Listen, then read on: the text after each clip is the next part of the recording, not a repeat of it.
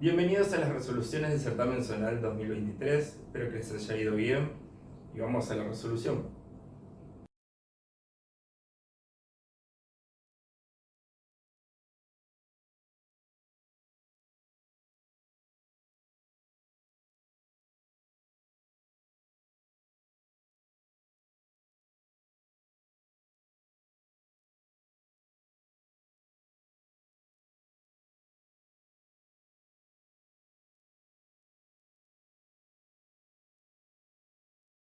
Veamos el problema 1. Nos dice, en el pizarrón están escritos todos los números enteros positivos pares, desde 2 hasta 98 inclusive. El que no terminan en 0. La lista es 2, 4, bueno, es la lista. Gabriel multiplicó todos los números escritos en el pizarrón. Determinar el dígito de las unidades del resultado obtenido por Gabriel. Bien, bueno, vamos a tener en cuenta una cuestión. Si yo tengo dos números, por ejemplo, vamos a elegir cualquiera, 32 por 48, por ejemplo, ¿no? Si yo quiero saber en qué número termina esto, hago 8 por 2, 16, pongo un 6, me llevo un 1, 8 por 3, 24 y 1, 25, ¿no? 4 por 2, 8, 4 por 3, 12, ¿no? O sea, me quedaría esto, 6, 3, 1, 5, 1. Bien, o sea, si nos fijamos, todo quedó determinado por la último dígito. O sea, el último dígito que necesito es el que está acá. ¿Que ¿De dónde sale este? De hacer 2 por 8, ¿sí? Entonces, como yo no necesito todo lo de adelante, ¿sí? Podría tranquilamente utilizar solamente el último dígito. Entonces, si nosotros nos fijamos, los últimos dígitos van a ser siempre los mismos. 2, 4, 6, 8. 2, 4, 6, 8. Y así sucesivamente. O sea, si yo armo una secuencia para ver qué es lo que pasa, lo que voy a multiplicar va a ser 2 por 4 por 6 por 8. Después de nuevo 2 por 4 por 6 por 8. Esto es todos los dígitos que tienen la decena 0. Acá todos los dígitos que tienen la decena 1. Y así hasta los dígitos 2, 4, 6, 8 que tengan la decena en 9. ¿Sí? Como las decenas no me interesan, porque la realidad no interfieren a la hora de hacer la multiplicación, o sea, con el último dígito, no lo voy a tener en cuenta. ¿Sí? Entonces, directamente me quedo con las unidades de cada número. Pero que si nos fijamos, las unidades de cada número son todas las mismas y se repite 1, 2, 3, o sea, del 0 al 9, se repiten 10 veces. O sea, que esto es lo mismo que hacer 2 por 4 por 6 por 8 a la 10. ¿Por qué? Porque este producto aparece 10 veces. Entonces, ahora, si yo me fijo, ¿cuánto da esto? Este producto, 2 por 4 por 6 por 8, hagamos la cuenta, 2 por 4 por 6 por 8, me da 384 a la 10. Pero bueno, si pensamos de la misma manera, a mí todo lo que esté acá adelante no me interesa tampoco. ¿Por qué? Porque yo a la hora de hacer la unidad, o sea, esto sería hacer este número multiplicado 10 veces, ¿no? Pero estamos de nuevo en la misma, no me interesa todo lo que no sea la unidad. Entonces, yo de acá lo que me voy a fijar es simplemente del 4 a la 10, ¿sí? La unidad. ¿Por qué? Porque es lo que se va a estar multiplicando 10 veces, ¿sí? Entonces, bueno, yo esto lo puedo representar de otra manera también. ¿Qué sería? Yo podría poner 4 a la 2 por 5, porque el 10 es 2 por 5, ¿sí? O sea, lo puedo transformar por propiedades de potencias. Ahora, por propiedad de potencia, también lo que puedo hacer es hacer esto: 4 a la 2 a la 5, ¿sí? Potencia de potencia, las potencias se multiplican. Entonces, esto me da 16 a la 5, ¿sí? Ahora, tenemos un dígito 1 adelante que tampoco me interesa a la hora de hacer la multiplicación. Entonces, esto me va a dar lo mismo que hacer 6 a la 5. Pero tengamos en cuenta que el 6, cuando se multiplica por sí mismo, siempre termina en 6, ¿sí? O sea que En definitiva, vamos a decir que este producto termina en 6. ¿Sí? Y de ese modo llegamos a obtener el resultado que estábamos buscando.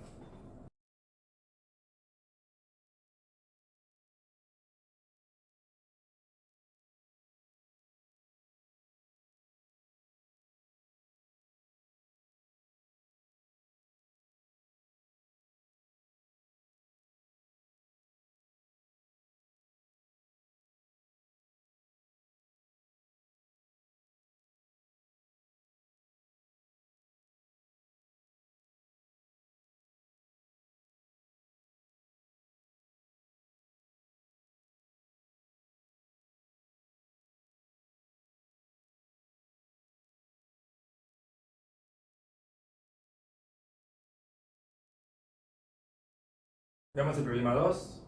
Nos dice, Mili escribe una lista de números con el siguiente procedimiento. Primero escribe el 1. Después escribe los siguientes dos números pares, 2 y 4. A continuación, los siguientes tres números impares, 5, 7 y 9. Luego, los siguientes cuatro números pares, 10, 12, 14 y 16, etc. Afirmamos que el 2023 está en la lista de Mili. Justificar por qué esto es cierto y determinar cuántos números hay en la lista justo antes de escribir el 2023. Bien.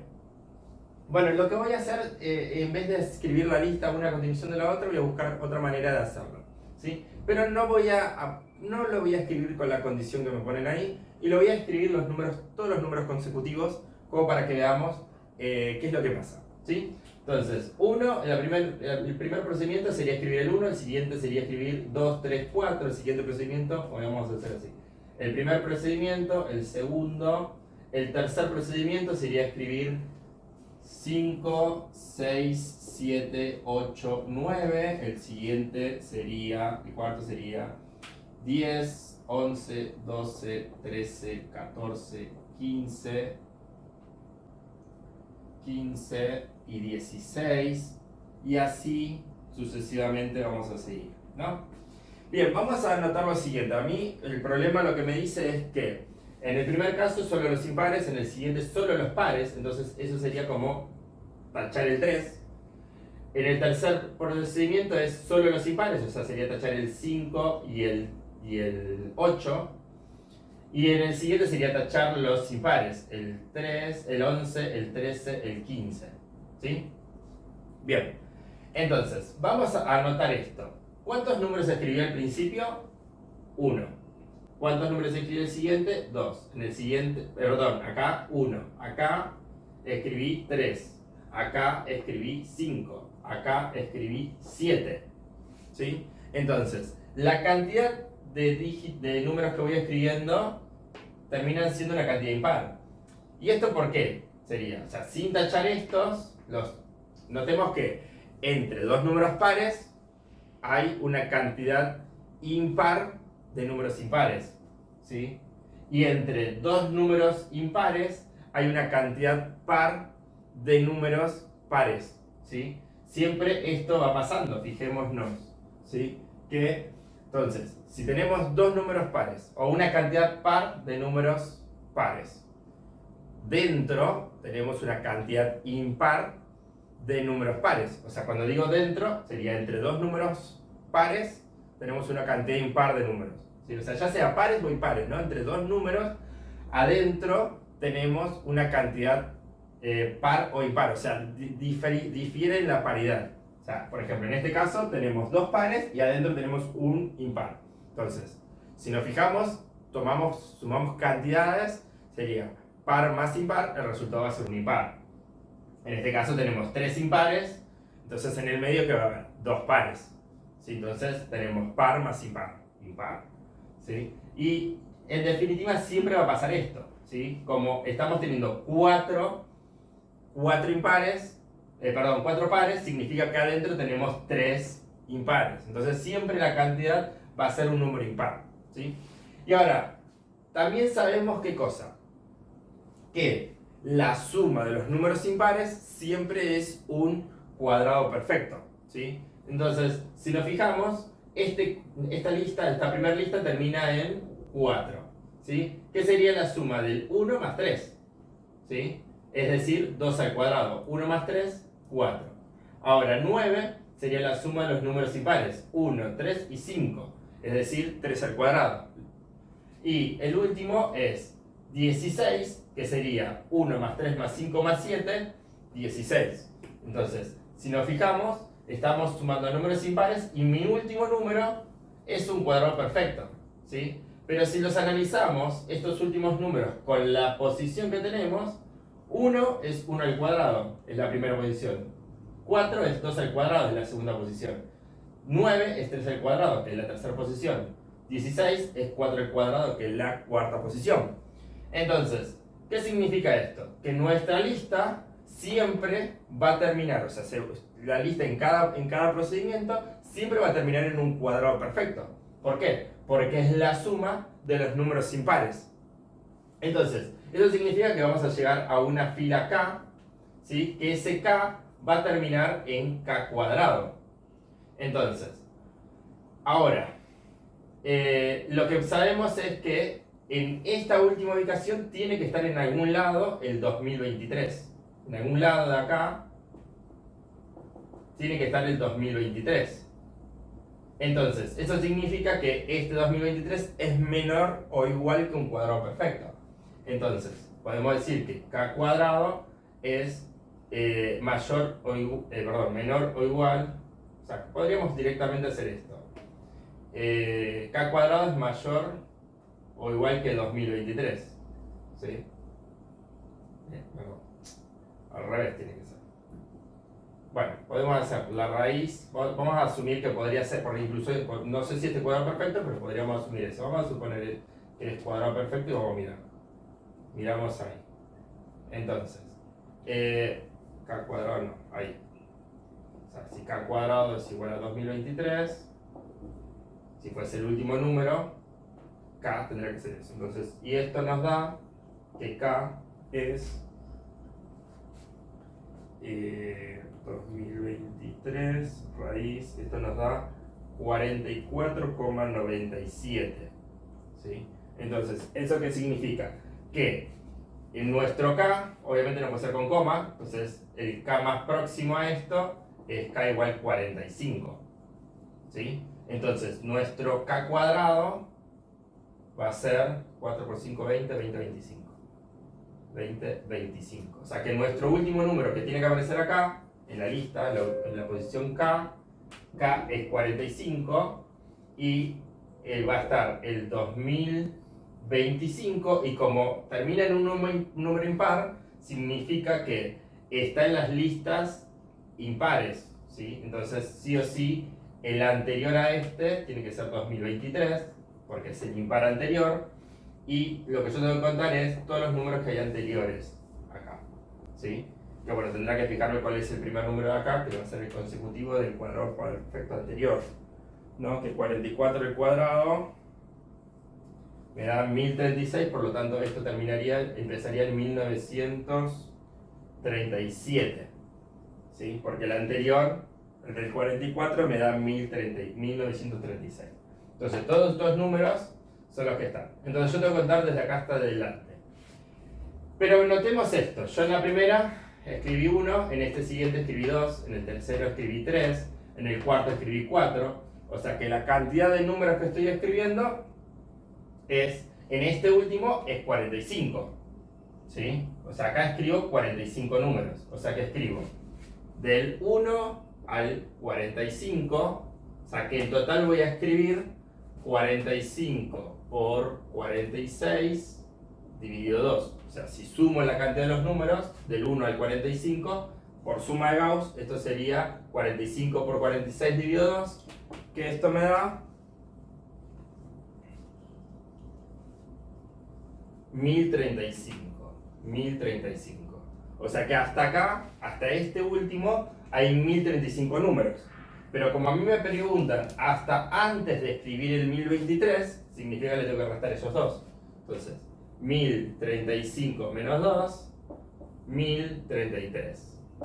Entonces, acá podemos ver esto. Lo que me preguntaba es, determinar, justificar por qué esto es cierto, o sea, por qué aparece el 1023, porque bueno, el último impar es 2025 y está en la lista el 2025 porque es el cuadrado perfecto, entonces el anterior es 2023.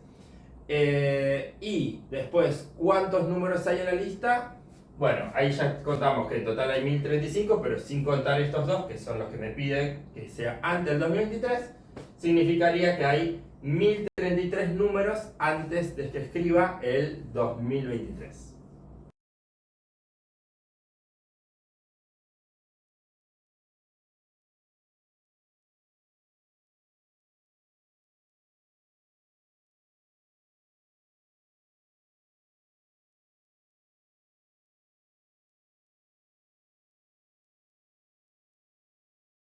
Veamos el problema 3. Nos dice, sea ABCD un rectángulo de lados AB igual 16, BC igual 12. Consideramos los puntos E en el lado CD y F en el lado AB, de modo que el cuadrilátero AECF sea un rombo. Calcular la longitud del segmento EF. Bien, les voy a dar dos soluciones para este problema.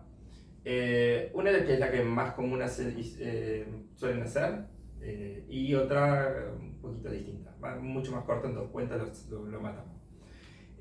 Bueno, cabe destacar que este es un problema bastante común, se ha tomado en regionales de nivel 1, se ha tomado en intercolegiales y zonales de nivel 2, se ha tomado es como conocido este problema, ¿no? Así que bueno, vamos a verlo por Pitágoras en principio con esto. Tengamos en cuenta que en principio me dice que esto es un rombo, ¿sí? Como esto es un rombo, vamos a llamar a esto X, X, X y X, ¿sí? Entonces este segmento de acá va a ser 16 menos X, y como este es un triángulo rectángulo, podemos aplicar Pitágoras y nos quedaría X cuadrado va a ser igual a 16 menos X al cuadrado más 12 al cuadrado. Entonces X cuadrado va a ser igual a 256 menos 32X más X cuadrado igual a más 144 igual a eso. Bueno, X cuadrado con X cuadrado se me va, el 32 lo puedo pasar sumando, 32X va a ser igual a, esto me da 300, 400. Entonces X va a ser 400 dividido 32 y X va a ser igual a 400 dividido 32, 12,5. 12,5. O sea que este segmento mide 12,5 y este también, ¿no? Bien, lo que yo necesito calcular es el segmento EF. Entonces vamos a trazar una perpendicular, o sea, para poder armar un Pitágoras. Esto de a partir de acá en realidad podemos hacerlo de diferentes maneras. Podemos hacerlo por áreas, podemos hacerlo de diferentes formas, ¿sí? Notemos que como yo tracé una perpendicular, estoy armando un rectángulo. Entonces, si esto mide 12,5, esto va a medir 3,5. Y por criterio de congruencia, este triángulo es igual a este triángulo, ¿sí? Esto va a ser 3,5, por lo que este segmentito va a ser 3,5, por lo que todo este tramo, de acá hasta acá, va a ser 9, ¿sí? Entonces, si esto es 9, esta altura, este cateto va a ser 12, porque es paralelo a los lados del rectángulo inicial. Y bueno, acá por Pitágoras podemos ver que 12 al cuadrado más 9 al cuadrado va a ser igual a EF cuadrado. Y esto me da 144 más 81. Esto me da 225, que esto es EF. Por lo que EF cuadrado, EF va a ser la raíz de 225. Es decir que EF es 15. Y ahí tenemos el segmento que nos estaban pidiendo, ¿sí? De esa manera obteníamos el segmento que nos pedían. Pero vamos a ver otra manera que lo podemos hacer.